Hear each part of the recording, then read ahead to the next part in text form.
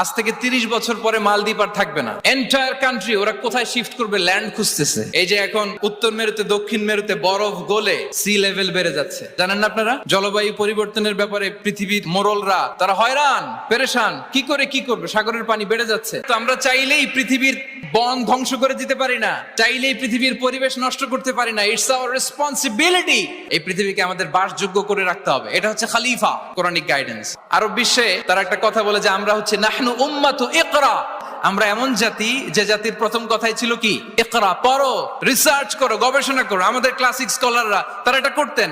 আমাদের আল বিরুনি ছিল, আল কিন্দি ছিল, জাবির ইবনে হাইয়ান ছিল, খাওয়ারিজমি ছিল। তারা গোটা বিশ্বকে চ্যালেঞ্জ করেছেন, তারা দেখিয়ে গিয়েছেন। এখন এটা এই নলেজ ট্রান্সফার করে ওয়েস্টের কাছে এসেছে, খুব ভালো, আবার আমাদের কাছে যাবে, আমরা শেয়ার করবো এটা। তো এই কোরআন নলেজ সিকিং এর ব্যাপারে, রিসার্চের ব্যাপারে, ইনোভেশনের ব্যাপারে আমাদেরকে উৎসাহিত করেছে। কোরআন মানুষকে মানুষ হিসেবে কনসিডার করতে